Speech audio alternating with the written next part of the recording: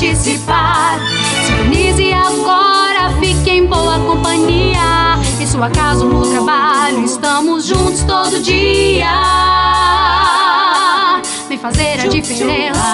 Essa rádio te convida a deixar a restauração entrar em sua vida e no seu lar, levando a palavra. Esse é o nosso compromisso, pregando sempre a verdade, ganhando almas pra Cristo. Então venha restaurar, venha louvar, venha participar. Vamos juntos caminhar. Então venha restaurar, venha louvar, venha participar. Restauração está no ar. Aleluia. O apóstolo Paulo, irmãos, quando ele via uma pessoa que estava pregando heresias, ele era forte. Ele era forte, né? Chegava a dizer anátema, né? Chegava a dizer, ó, tirai de dentre vós esse malfeitor. Mas não era por ciúmes, não era por sentimento de querer ele ter a liderança dele, não. Era simplesmente pelo zelo para que a visão da sã doutrina estivesse na igreja. Agora, quando tinha um homem que tinha uma liderança também, mas estava no mesmo espírito, tinha a sã doutrina no seu espírito, na revelação, o apóstolo Paulo dizia, ó, vou lá, vai lá. Né, que coisa boa que nós temos companheiros como esses. Oh, glórias ao nome de Jesus. Que coisa preciosa isso, irmãos, é estarmos em unidade de espírito. Ninguém é melhor do que ninguém, ninguém é mais importante que ninguém, todo mundo está contribuindo, todo mundo está trabalhando junto. É o Espírito de Deus que está agindo, é o corpo que está crescendo, as juntas, todas elas ajeitadas, todas elas, né, de uma forma plena, né, conectadas, um membro com o outro, e o corpo vai crescendo, e o corpo vai sendo edificado. Aleluia! Esta era a visão do apóstolo Paulo. E a gente vê que essa era a visão de Apolo. Apolo não dizia assim, ó, eu vou voltar lá, tem o meu grupinho lá, né, vamos lá fortalecer os nossos vínculos de novo. Não. Não. A gente vai ver mais tarde, irmãos, que lá naquela igreja, nós vemos aqui que lá naquela igreja existiam líderes, né? Existiam líderes. E o apóstolo Paulo dizia, olha, né, vocês respeitem, se sujeite a eles. Aqui no versículo 19, né, no capítulo 16, versículo 15, melhor dizendo, diz assim, agora vos rogo, irmãos, sabeis que a família de Estéfanas foi um daqueles que o apóstolo Paulo batizou, foi um dos poucos que ele batizou. E ele nem fazia questão de dizer que tinha batizado muita gente. Olha, eu batizei uns aí, nem foi muito, porque Deus não me chamou a batizar, Deus me chamou para evangelizar, para lançar fundamentos. Eu batizei uns aqui, o Estéfanos também eu batizei, foi um deles. E aí o que ele diz aqui, ó? Agora vos rogo, irmãos, sabeis que a família de Estéfanas é as primícias da Acaia. É um dos primeiros crentes lá daquele lugar, e que se tem dedicado ao ministério dos santos, que também vos sujeiteis aos tais, e a todo aquele que auxilia na obra e trabalha. Ou seja, o apóstolo Paulo estava preocupado, né, em fortalecer as lideranças, porque estavam todos no mesmo espírito, tinham a mesma revelação. Aleluia, que precioso isso, né? E nós vamos ver então agora algumas características do ministério de Apolo,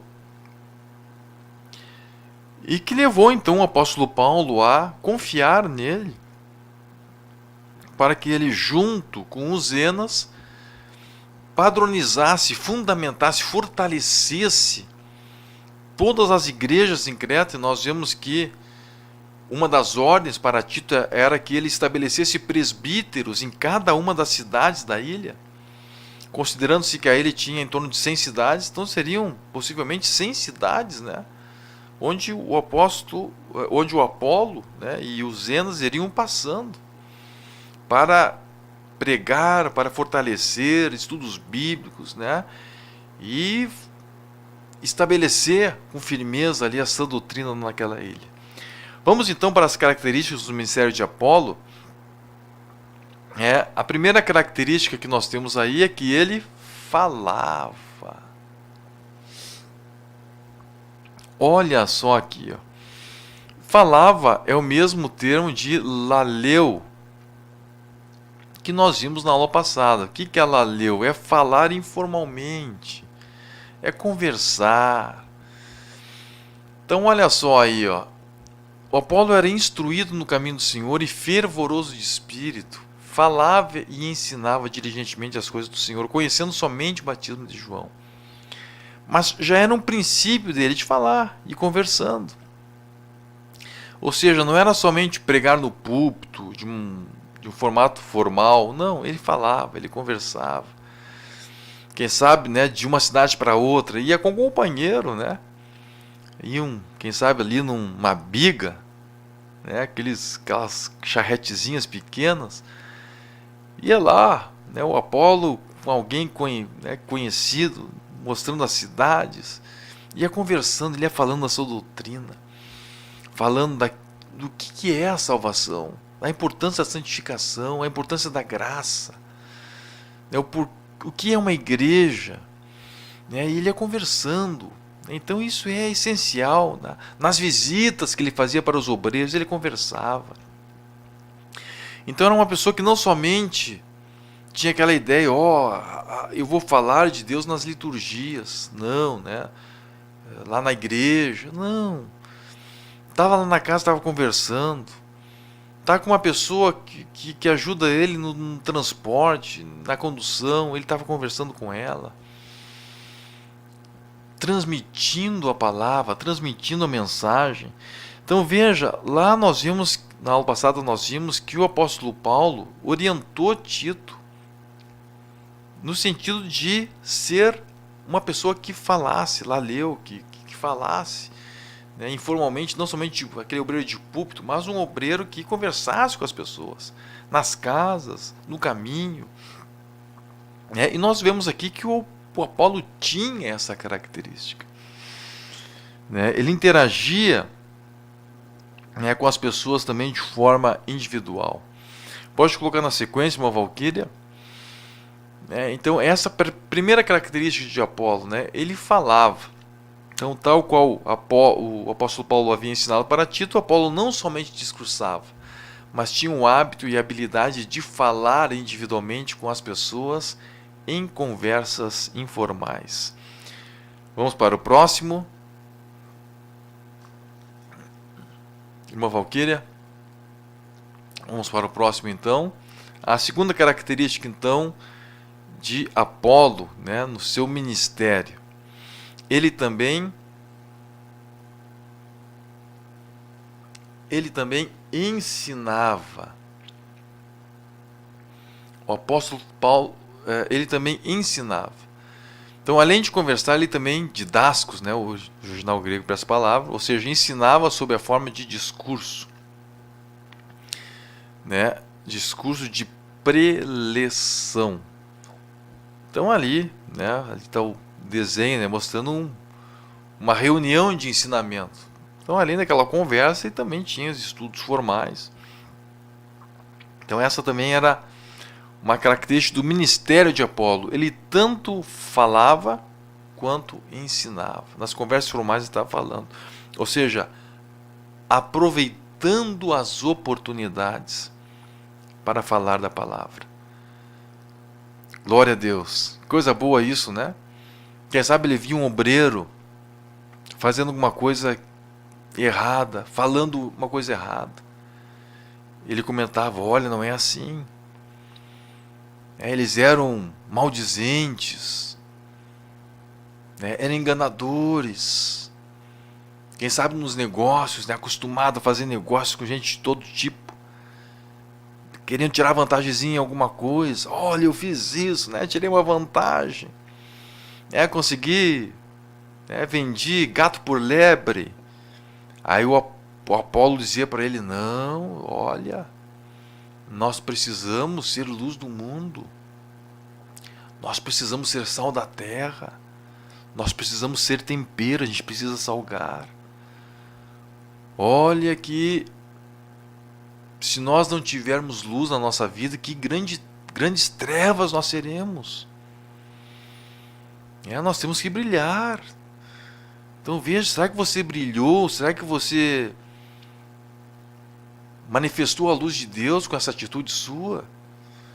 Então nós temos que ser crentes de verdade, a gente tem que procurar viver aquilo que a gente crê. Nós precisamos ser crentes não para pregar, nós precisamos ser crentes para viver, nós sermos isso. Nós precisamos ser. Quantas vezes, quem sabe, que o Apolo, nesse dia a dia, ele ia conversando com as pessoas. E a Bíblia nos mostra, em outras características dele, que as pessoas elas iam entendendo o que o Apolo falava. E aí nós vamos ver aí algumas características do ensino desenvolvido por Apolo. Então vejam, ele tanto falava quanto ensinava. E como eram as características do ensino desenvolvidos por ele? Então, em primeiro lugar, ele era eloquente na palavra. E aqui é interessante, aqui tem Atos 18, 24, chegou a Éfeso um certo judeu chamado Apolo, natural de Alexandria, homem eloquente e poderoso nas Escrituras. Então veja, muitas vezes, irmãos, nós entendemos que a eloquência é aquela questão de a gente falar, e falar aquele discurso. Nós estamos aqui, meus irmãos, e aqui nós vamos fazer agora, e Deus está aqui, e você vai receber agora, e agora você recebe, e você vai recebendo agora. Aquele eloquente, Se tem essa ideia, e isso aí muitas vezes é disseminado por pregadores, e as pessoas olham pregadores de internet e começam a querer fazer igual a ele. O pregador coloca um joelho em cima da mesa, e aquele outro lá coloca o joelho em cima da mesa também, do púlpito, para fazer tudo igualzinho. Eloquência. Mas o que é eloquente? Essa palavra eloquente, irmãos, tem um significado especial. Não sei se está o slide aí, irmã Valquíria. Ela vem da palavra logios, que significa, sabe o quê? Instruído, homem de letras, experimentado em literatura e artes, especialmente versado em história e em antiguidades, hábil no discurso, eloquente, racional, culto. Isso é eloquência. Então, quando a Bíblia fala que o Apolo era eloquente, ela não está dizendo que ele era essa pessoa que fala, que é claro, irmãos, que muitas vezes, quando a pessoa está naquele impulso do Espírito Santo, é tanto fogo na vida que a pessoa parece que tem uma energia para falar tremenda. Mas isso aí, esse fato não é eloquência. Então, a eloquência que a Bíblia está falando aqui, que era uma característica do ensino do Apolo, era conhecimento, era a fundamentação bíblica. Então vejam só o que nós vimos, o que nós vimos lá. Nós já estudamos nesta aula aqui sobre aqueles homens que eram a regra lá em Creta, era o estilo deles lá. Eles eram pauladores frívolos, mataiólogos, papudo, conversador, fala coisas vazias, sem sentido. Eles queriam falar, desenvolver um tema, falava, não dizia nada com nada, palavras bonitas, mas sem profundidade, sem essência. Não tinham aquele conteúdo que vai trazer edificação para a vida das pessoas. Não era aquele conteúdo que fundamenta uma decisão, que leva as pessoas a uma decisão com um fundamento espiritual, fundamento bíblico. Então vejam como ele era diferente daquelas pessoas lá. E eu entendo, irmãos, eu entendo que o apóstolo Paulo, ele manda, né, ele estabelece que o Apolo vá lá, não somente para as pessoas ouvirem o Apolo falar, mas para as pessoas verem o Apolo falar. Porque eu vejo uma coisa, muitas vezes as pessoas, elas até sabem o que é certo, mas elas não conseguem fazer certo até que elas enxerguem alguém fazendo certo. Então o poder do exemplo é algo tremendo, é algo extraordinário. Então a gente vê, irmãos, até mesmo entre os professores, né, e eu gostaria que todos os professores do Ministério Restauração estivessem acompanhando essas aulas que nós estamos ministrando. Então, se você conhece seu professor, e certamente você conhece, fale com ele, você está escutando as aulas, né? Estimule ele a isso. Por quê, irmãos? Porque nós vemos a importância, né, de a pessoa enxergar algo que seja algo estruturado, né, que seja algo que ela possa aproveitar para aplicar para a sua vida. Então, às vezes a gente vê, né, dando um exemplo aqui, né, no departamento de ensino, a questão do professor. Nós vamos lá, fazemos um seminário para o professor, né, todo mundo está lá, assiste o seminário. Você tem que falar assim. Então, você precisa, né, falar sobre a Bíblia. Né? Não pode ser aquele professor que dá uma aula baseada na sua própria vida. Então, tem professores que eles vão dar uma aula, eles não falam do que está na revista. Eles falam outro assunto. Eles pegam aqui por exemplo, né, vou dar um exemplo de um professor falando uma coisa errada. Ele disse que falava. Então veja só, irmãos, né? Ele falava, viu? Então a gente não pode ser uma pessoa tímida. Aí, por exemplo, aí começa a dar exemplo, né? Exemplo de si mesmo. Porque eu estava em tal lugar e falei tal coisa. E outro lugar que eu estava lá, eu falei não sei o que também. Lá um dia eu estava no serviço e eu falei isso. Aí falei aquele outro e tal. Mas ele não se atém ao conteúdo da revista. Ele conta mais uma história da sua vida. Aí vejamos, ele também ensinava, como é importante ensinar. Então eu ensinei isso, eu ensinei aquele outro. Um dia eu estava ensinando tal coisa e alguém perguntou isso e aconteceu aquilo.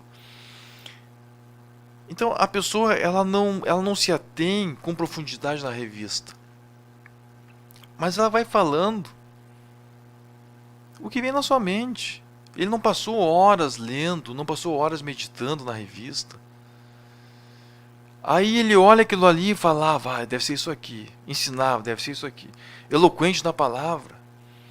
Aí ele vai falar sobre essa palavra aqui, né? Ele diz assim, irmão, viu? A gente tem que ser eloquente, irmão.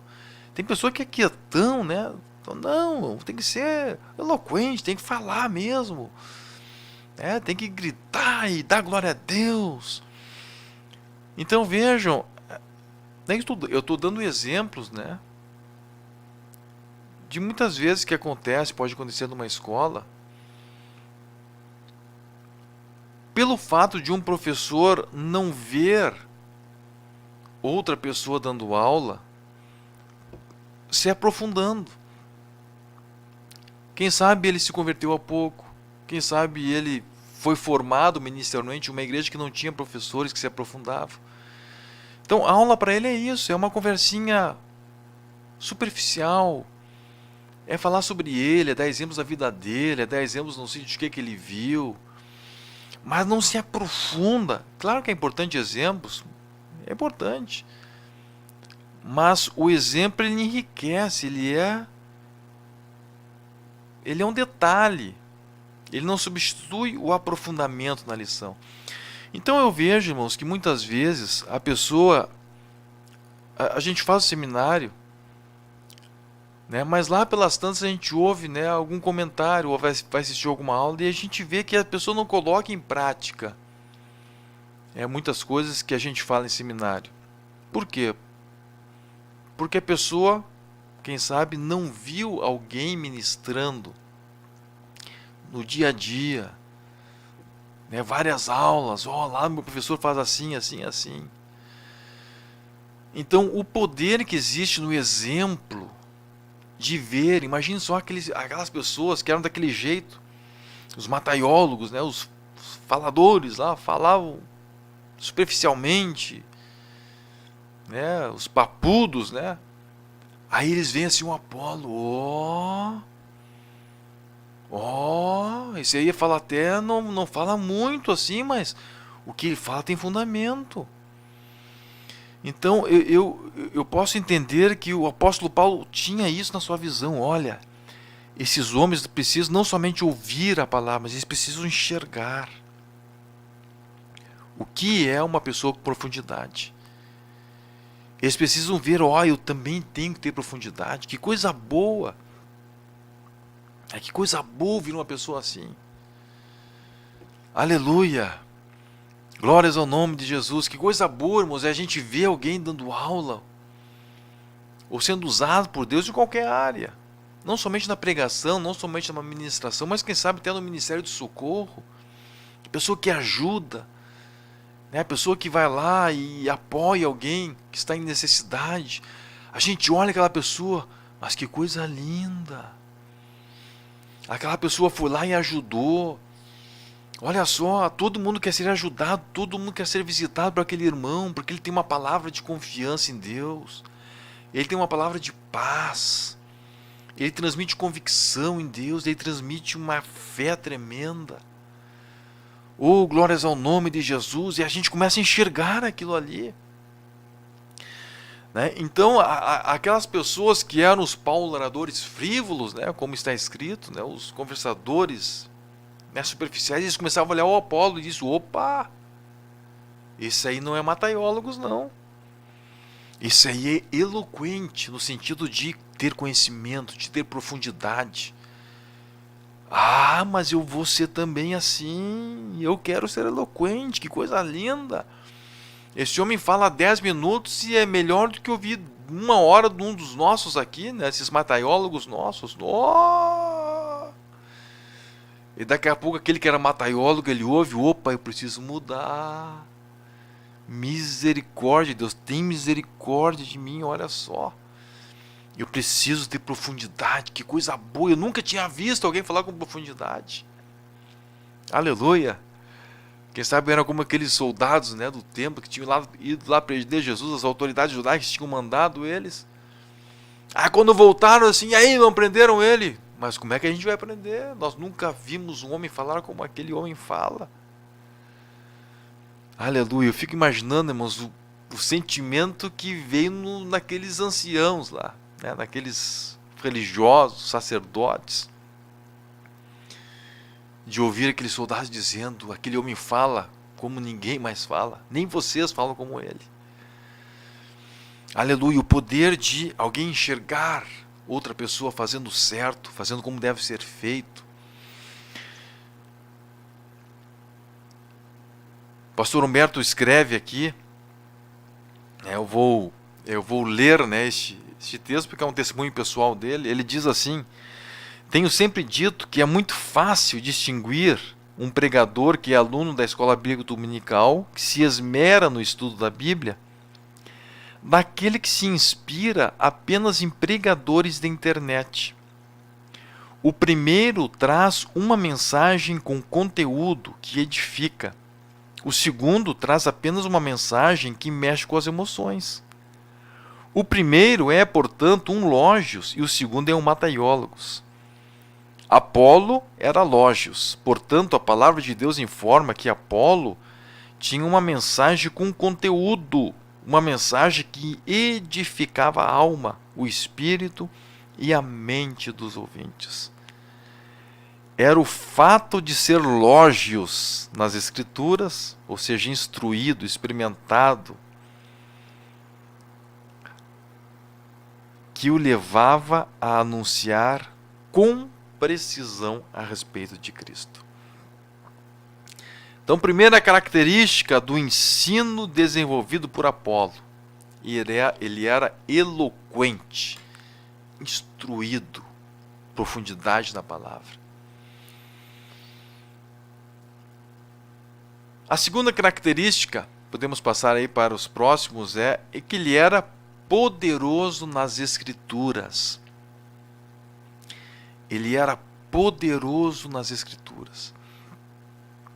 Então vejam, além de sua mensagem ter conteúdo, ele tinha um poder para pregá-la. A pregação de Apolo tinha vida espiritual. Essa palavra poderoso é traduzida do grego dunatis, que na maior parte das vezes em que aparece no Novo Testamento é traduzida para possível, capaz ou poderoso no sentido de ter poder para. Então, ter poder para, ele tinha autoridade espiritual, ele tinha revelação. Ele tinha revelação na sua vida para pregar a palavra.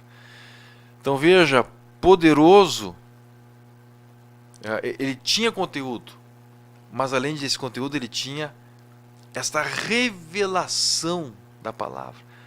Ele transmitia, o apóstolo Paulo fala, uma palavra muito conhecida, 1 Coríntios 11, 23, porque eu recebi do Senhor o que também vos entreguei.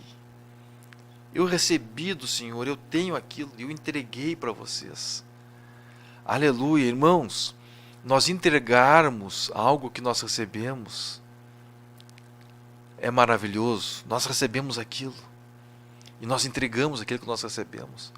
Veja, eu não vou dar a aula numa escola bíblica simplesmente repetindo uma coisa teórica, uma coisa morta, não. Primeiro eu vou receber aquilo na minha vida. Aquilo ali vai fazer parte de mim, eu vou estar cheio daquilo. Eu passo a semana estudando, eu passo a semana lendo a lição com a minha família. Eu passo a semana meditando nos versículos. Aí quando eu chego na hora de ministrar, aleluia, aquilo ali está cheio, irmãos. Eu tenho alegria de ministrar porque a minha vida está cheia daquela palavra. E aí nós temos poder para transmitir. Nós temos poder, nós somos capazes de transmitir. O apóstolo, o Apolo era assim. Então ele tinha capacidade de transmitir. Quem sabe pela sua formação, formação lá em Alexandria, alguns supõem que ele possa até ter sido aluno de Filo. Então tinha sido levado a pesquisar as coisas, A gente vê os crentes lá de Bereia, eram crentes que verificavam as escrituras se eram de fato assim. Pessoas com profundidade. Então veja, uma pessoa que é assim e tem a ação do Espírito Santo nele. E veja, irmãos, ele não era uma pessoa soberba. Alguém pode dizer assim, mas ele tinha muita coisa, Ele era soberbo. Não, nós vemos tão claro que ele não era soberbo, que quando ele chega lá em Éfeso, o casal Priscila e Áquila estavam lá, ouvem ele pregar, quem sabe vê algumas coisas que não estavam de acordo, possivelmente aconteceu isso, ele vai lá, falam para ele, falam do Pentecostes, falam de coisas profundas que o apóstolo Paulo já tinha passado para eles. E o Apolo, ele recebe aquilo ali. Ele recebe. Aleluia. E porque ele recebe, ele conseguia transmitir também. Porque eu recebi do Senhor o que também vos ensinei, o que vos entreguei. Aleluia. Ele era poderoso nas escrituras, ele tinha capacidade, ele tinha poder para transmitir, ele tinha aquela convicção, aquela vida.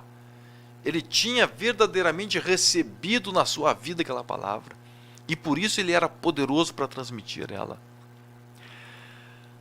E nós vamos então agora para a terceira característica do ensino desenvolvido por Apolo, que é ser fervoroso no Espírito.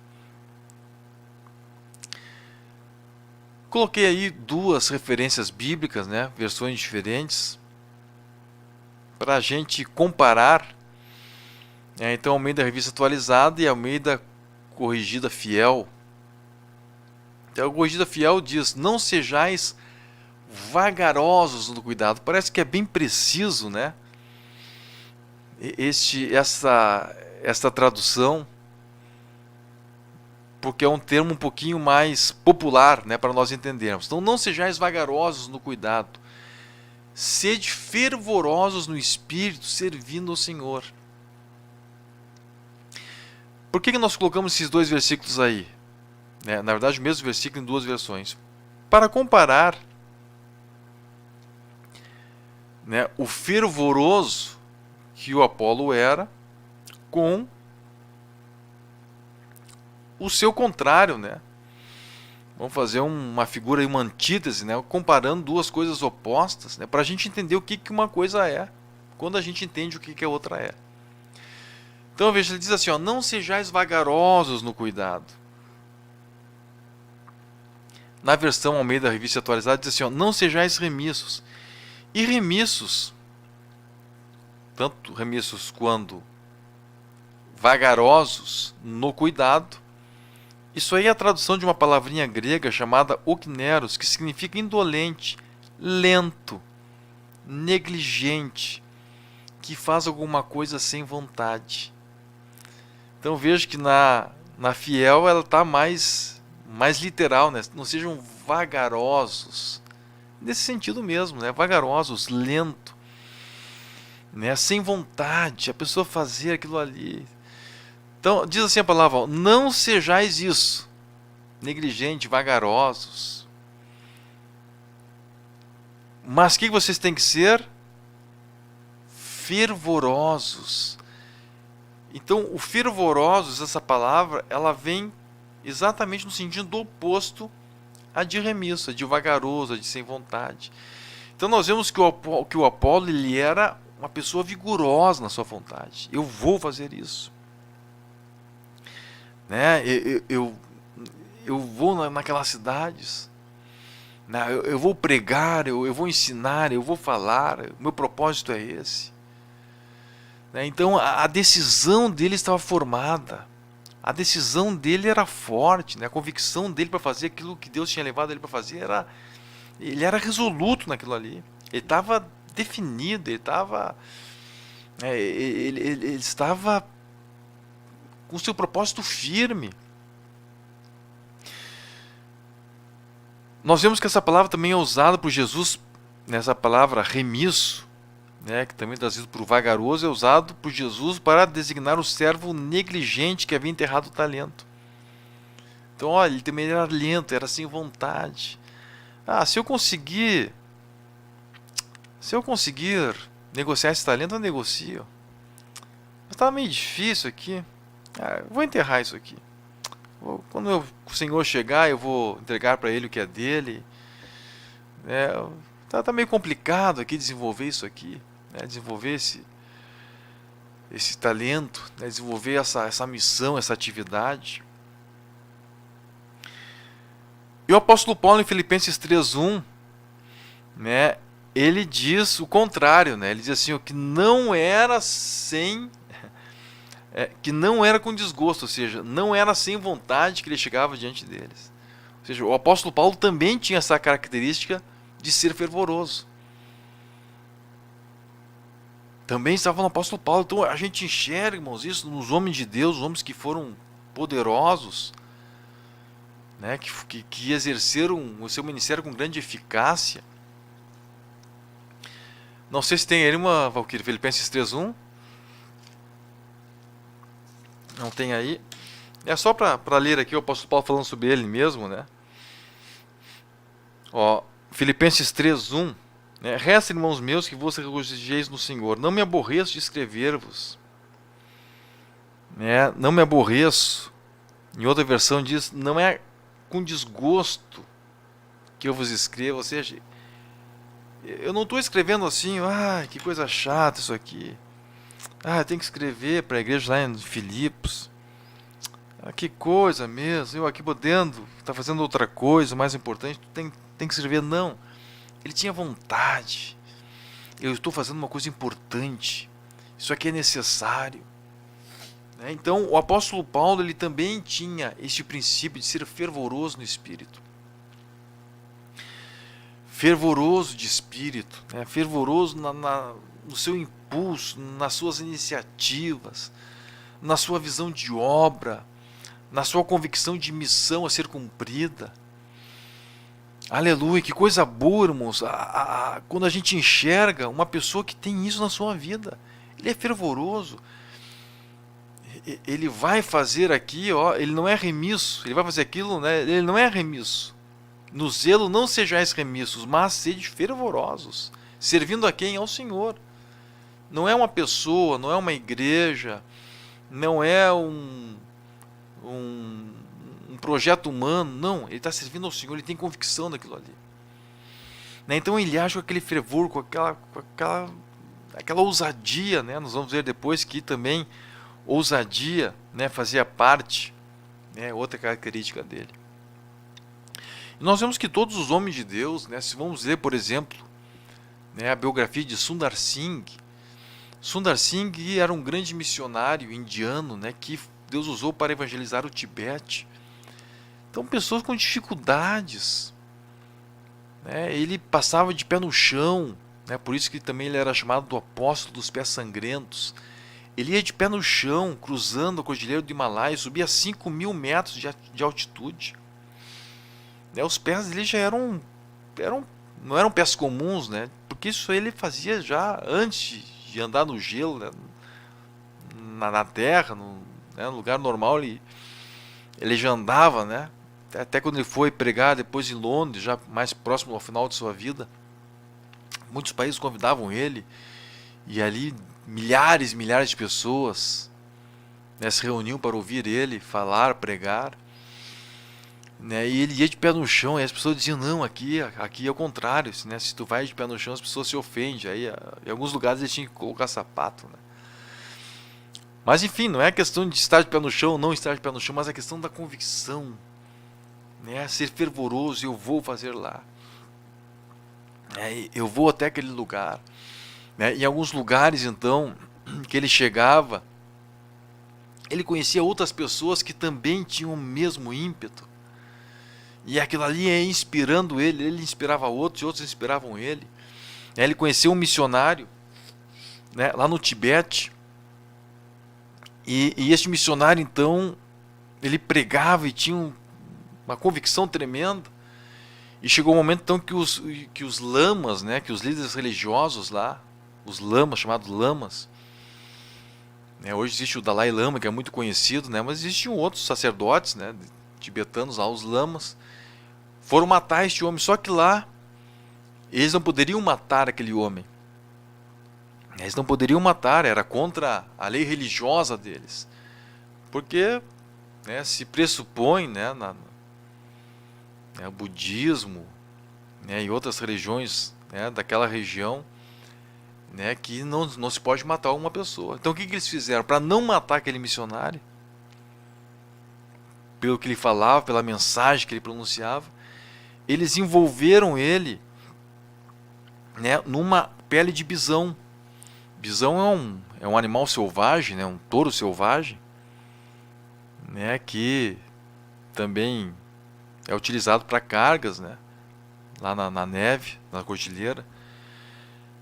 Então, se você já viu um couro de animal, você sabe que quando o animal recém morreu, ele está bem mole, aquele couro. Você deixa no lugar, ele fica ali, parece que não tem nada, parece que é um montinho de coisas, um montinho de pele.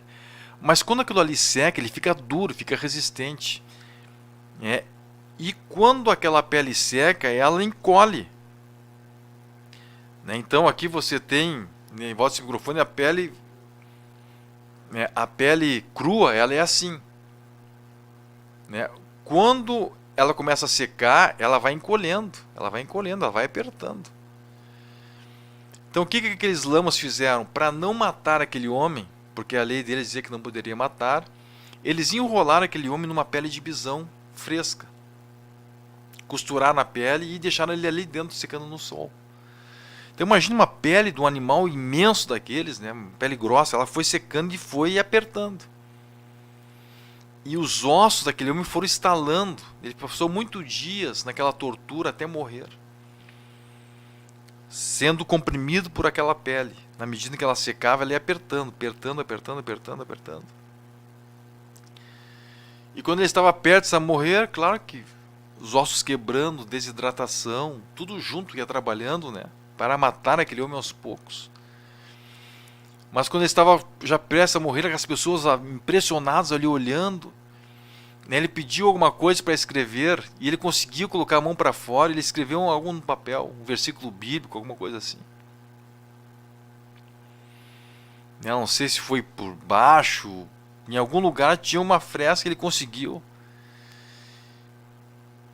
E ele morreu daquela forma. Só que o principal homem que assessorava o Lama, que tinha mandado matar, ele ficou tão impressionado com aquilo ali, com aquele homem morrendo dia após dia, sendo comprimido, sendo, né, aquela pele estalando os ossos dele, pressionando e, né, e quebrando os ossos, que ele disse assim: tem alguma coisa que eu preciso entender. E ele então ficou com aquele último bilhete e ficou mais com o Novo Testamento que aquele homem tinha. E aquele que era o primeiro auxiliar do Lama, ele se converteu. E a partir dele ele começou também a pregar o Evangelho. Mas como ele era muito respeitado, né, a ele o Lama não o matou, porque ele tinha feito muitas coisas boas para o Lama, para aquela comunidade. Então veja, a morte daquele missionário, né, aquela convicção, aquele fervor de espírito dele,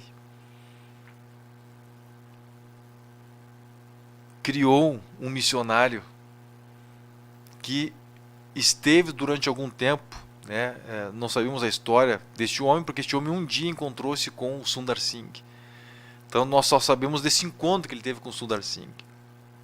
E foi um encontro interessante, né, porque o Sundar Singh estava caminhando, e aí na noite estava ele junto com o intérprete, e eles então foram se refugiar numa casa, uma tapera, uma casa abandonada, e aquele homem foi se refugiar na mesma casa. Por coincidência eles se encontraram. Então não sabemos o que aconteceu com outro homem, mas durante algum tempo ele ficou livre,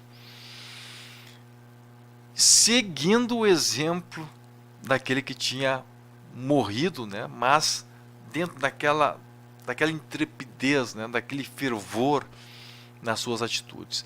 Então veja, irmãos, que uma pessoa, para ter um ministério frutífero, ele precisa ter esse fervor. O apóstolo Paulo tinha, né? E essa era uma característica que fazia com que o Apolo tivesse esse ministério, que lá em Corinto ele era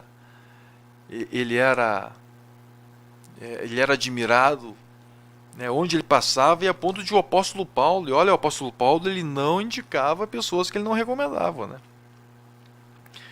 Quando o Marcos, né, desistiu de uma das viagens dele com Barnabé, ele disse: não, agora na próxima o Marcos não vai.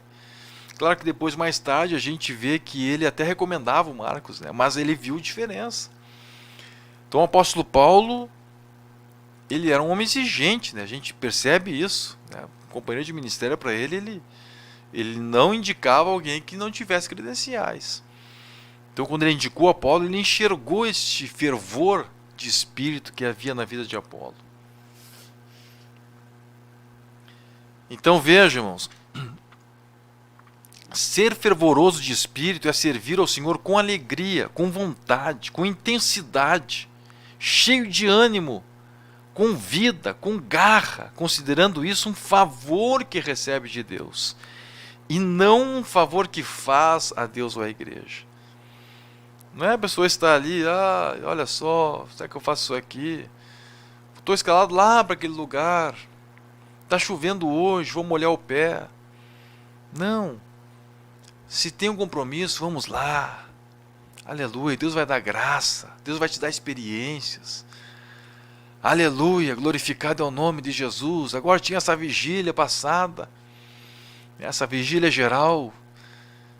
Eu estava realmente muito cansado, cansado mesmo. Tinha passado, né, todo sábado na igreja, né, final da manhã e toda a tarde na igreja, ministrado a escola bíblica também na igreja. E estava cansado da semana, uma semana pesada, mas tinha vigília, aleluia. Eu estava em Porto Alegre, quando eu não posso estar, eu acompanho online, mas eu estava em Porto Alegre, vamos estar na igreja. E que vigília maravilhosa, irmãos. Quem participou dessa vigília pôde presenciar, que glória de Deus. Aleluia, que coisa maravilhosa estar ali. A gente chega cansado, daqui a pouco já não está mais cansado. Primeira hora canseira, depois da primeira hora em diante, é aquele gozo, aquela ação de Deus na vida. Aleluia, quando nós buscamos de Deus isso, quando nós temos isso, a gente começa a ter experiências com Deus, ser fervoroso de espírito. Aleluia, assim era Apolo, sua mensagem era vibrante, impactante, expressando o fervor que tinha no Senhor. E aí nós vamos por uma outra característica de Apolo, a característica dele ser ousado. Ousado, Atos 18 e 26. Lucas relata que Apolo pregava ousadamente, ou seja, com coragem, sem deter as palavras ou temer qual poderia ser a reação contrária dos ouvintes. Aleluia, ousado. Isso aqui eu vou falar.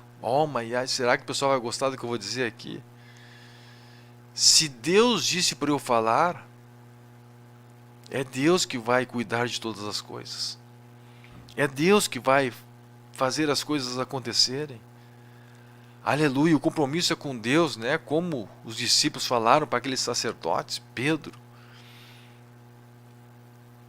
Nós devemos obediência a Deus. É a Deus. Entre os homens e Deus, nós ficamos com Deus. Vamos falar o que Deus quer.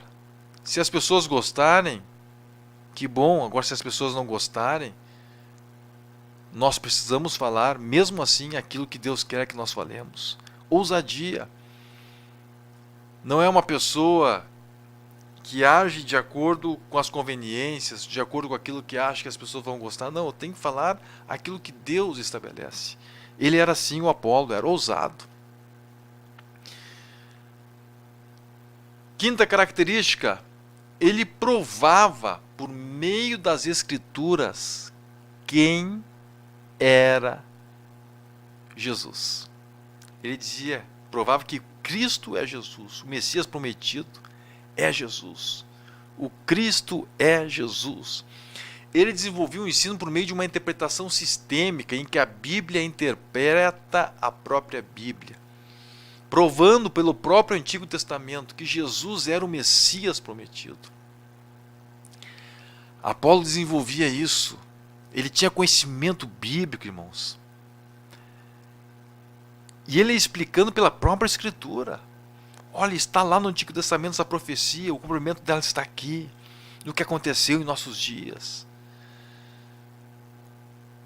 Nós vemos aqui, né, quem sabe, aquelas resoluções lá do concílio em Jerusalém, as próprias cartas que o apóstolo Paulo já estava escrevendo, ele ia replicando aquilo ali e mostrando o cumprimento das profecias em tudo aquilo que tinha acontecido com Cristo.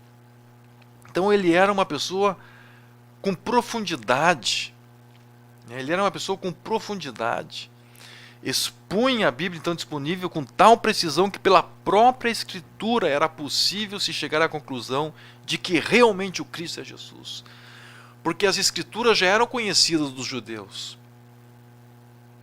Agora precisava de alguém que tivesse conhecimento delas para expor aquilo, e o Apolo tinha. Pode passar o próximo slide, irmã Valquíria. Era uma outra característica com ele, era a Bíblia pela própria Bíblia. Explicar a Bíblia pela própria Bíblia. Ver todos os termos, tudo que a Bíblia fala sobre aquele assunto, ele vai comparando, ele vai mostrando, aqui está relacionado com aquilo ali. Essa parte do Antigo Testamento está relacionada com aquela parte do Novo Testamento. Então ele expunha a Bíblia então disponível com tal precisão que pela própria Escritura era possível se chegar à conclusão de que realmente o Cristo é Jesus. A quinta característica dele, ele era um homem humilde e livre da sedução de fama. Já falamos isso. Mesmo sabendo que Corinto gostava tanto dele, ele disse, não é hora de ir lá. Se fosse uma pessoa que tivesse aquele desejo de fama, ele ia voltar lá, né, para fortalecer o seu grupo. Mas não, ele não tinha esse sentimento na sua vida. Era humilde, não tinha sedução de fama, era como Jesus, né?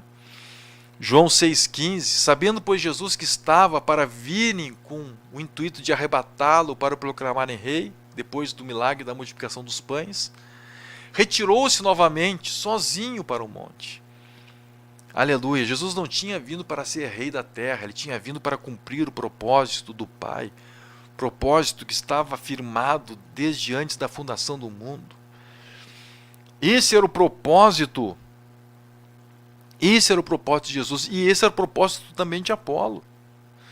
Então vejo quanta diferença dos pregadores de Creta, que por torpe ganância queriam arrastar casas inteiras atrás de si. Vamos ver lá, Tito 1, 10 e 11. 1 Coríntios, olha só, como é que era naquela época eles? Eles eram assim, pervertendo casas inteiras, arrastando pessoas, formando seus grupos, ensinando que não deve por torpe ganância, para ter alguma vantagem. Mas o Apolo não era assim, e eles estavam enxergando na vida de Apolo. Opa, esse aí é diferente. Olha só, esse padrão que a gente precisa enxergar, que a gente precisa ver. O ensino de Apolo, conversando no dia a dia, nas casas, caminhando pelo caminho, nos ensinos, lá nas igrejas, né, nos pontos lá de congregação, onde eles se reuniam, quem sabe até em alguma sinagoga. Eles estavam vendo alguma coisa diferente do que aquilo que era o comum entre eles. Então veja, irmãos, o que destrói um líder cristão não é a fama, isso aqui é importante, né? Não é a fama em si, mas é o desejo de obtê-la ou a forma de tratá-la, mesmo quando não buscada. Então, eventualmente, uma pessoa pode ser conhecida, né? Ele pode ser conhecida. Daqui a pouco aquela pessoa é conhecida, mas não que ela quis ser conhecida. É conhecida porque Deus começou a usar ela, né? Deus começou a se manifestar por meio da vida daquela pessoa, e ela ficou conhecida. Agora, como é que ela vai tratar aquela fama? Ela vai alimentar aquilo? Ela vai se orgulhar daquilo? Ou ela vai colocar aos pés de Jesus, reconhecendo que é a graça dela que faz aquilo acontecer? Ela é conhecida por quê? Por causa da graça de Deus. A graça se manifestou na vida dela e isso faz aquela pessoa conhecida. Mas é só a graça. Onde a graça sair da vida de uma pessoa, qualquer coisa de bom, qualquer coisa que tornou ela conhecida, tornou ela agradável para o reino de Deus, aquilo ali desaparece, porque nós dependemos inteiramente da graça. Então vejam que uma pessoa que está distante do propósito de Deus, que não está revestido da graça, ele pode buscar a fama. E mesmo não buscando, ele pode alimentar essa fama, querer alimentar essa fama e utilizá-la, se porventura chegar até ele. Mas se isso acontecer, será sua ruína. Agora, o que a Bíblia está nos mostrando aqui na vida de Apolo? Ele era uma pessoa que não tinha isso. Quem é que falava sobre Apolo? Eram outras pessoas. Era o Lucas que falava no seu relato missionário. Era o próprio Paulo que falava. Mas não era o Apolo que buscava isso. Ao contrário, quando Paulo insistiu com ele para que fosse até Corinto, ele disse, não é a hora ainda. Aleluia, ele tinha um propósito na vida dele, de fazer aquelas obras que Deus de antemão preparou para que ele andasse nelas. Então nós vemos aqui essas características, né, de Apolo, e características que fizeram dele um grande obreiro, ao ponto de Paulo ter ele como referência para edificar toda a igreja na ilha de Creta. Então vamos aqui repetir, sintetizando, né, ele era eloquente na palavra, no sentido de ter profundidade, conteúdo. Ele era poderoso nas escrituras, era capaz de transmitir, tinha autoridade, convicção, tinha poder para transmitir a graça de Deus na sua vida. Ele era fervoroso de espírito, ele não era vagaroso, ele não era de má vontade. Então ele era fervoroso, ele tinha vontade, tinha garra. Era ousado. Ousado. Não tinha medo de fazer aquilo que Deus tinha dito para ele fazer. Provava por meio das escrituras que o Cristo é Jesus, então ele interpretava a Bíblia com a própria Bíblia, ele conhecia a Bíblia profundamente. Então ele buscava, né, a revelação da Bíblia, não na internet, né, se tivesse uma internet naquela época lá, mas era na própria Bíblia. O que a Bíblia diz sobre isso e sobre aquilo? Onde é que eu encontro na Bíblia a explicação para tal coisa? Então os livros são bons, são muito interessantes, mas muitas pessoas abandonaram a Bíblia para ir nos livros. O que era o contexto histórico? O contexto histórico é importante, mas o essencial é a Bíblia. É nós buscarmos na Bíblia, buscarmos na palavra. Aleluia! Hoje parece que, né, com a mudança de recursos, as pessoas acabam abandonando a Bíblia. E leem muito mais livros de apoio do que a própria Bíblia. Aleluia, mas precisamos estar consolidados, né, sedimentados, né, fundamentados na Bíblia.